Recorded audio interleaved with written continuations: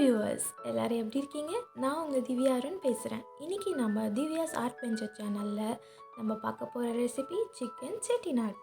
இதுக்கு தேவையான இன்க்ரீடியன்ஸ் ஸ்க்ரீனில் வரும், நோட் பண்ணிக்கோங்க.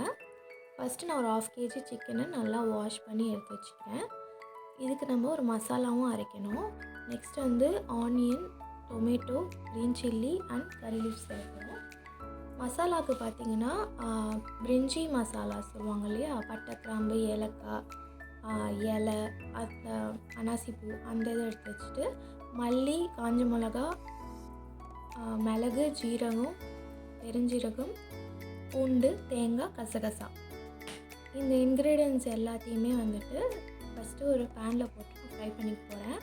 நான் இந்த மசாலா எல்லாமே இப்போது ஒரு 1 டைம் கிரேவி வைக்கிறதுக்கு யூஸ் பண்ணுறதுனால லைட்டாக ஆயில் சேர்த்து நான் வந்து லைட்டாக ஃப்ரை பண்ணிக்கிறேன். நீங்கள் இந்த மசாலா ஸ்டோர் கூட பண்ணலாம். அப்படி பண்ணும்போது ட்ரை ரோஸ்ட் பண்ணி வச்சிங்கன்னா ரொம்ப நாள் கெடாமல் இருக்கும்.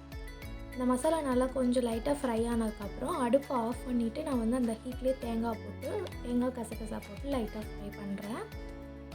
இந்த மாதிரி ஆற வச்சுட்டு அதை கிரைண்ட் பண்ணி எடுத்துக்கணும்.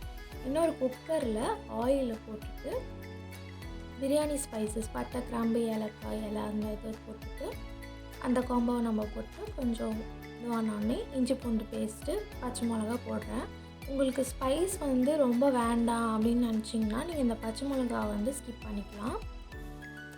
கருவேப்பிலை, இஞ்சி பூண்டு போட்டு நல்லா ஃப்ரை பண்ணணும். அந்த பச்சை வாசனை போகிற வரைக்கும் நல்லா ஃப்ரை பண்ணணும்.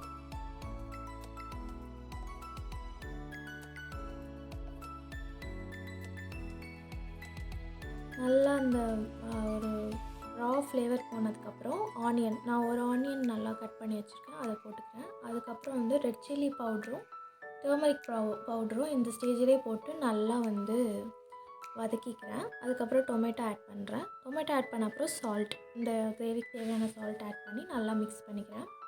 ஸோ தட் சீக்கிரமாக வந்து குக் ஆகும் சால்ட் ஆட் பண்ணும்போது.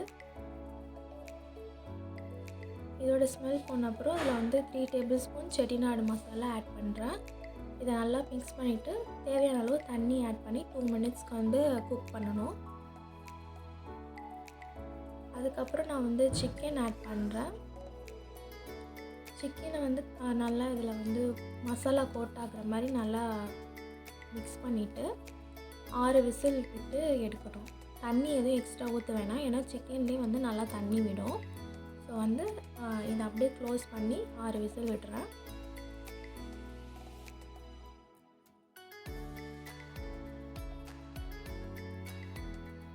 இப்போ 6 விசில் விட்ட அப்புறம் பாருங்கள் எவ்வளோ ஜூஸியாக வந்து குக் ஆகிருக்குன்னு. நம்ம தண்ணியே ஊற்றலை, ஆனால் எவ்வளோ தண்ணி எக்ஸஸாக இருக்குது பாருங்கள்.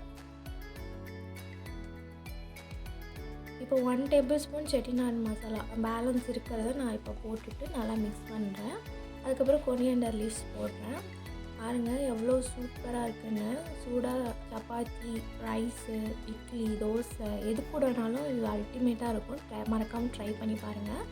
இந்த வீடியோ உங்களுக்கு பிடிச்சிருந்தா லைக், ஷேர் அண்ட் சப்ஸ்கிரைப் பண்ணுங்கள். தேங்க்ஸ் ஃபார் வாட்சிங்.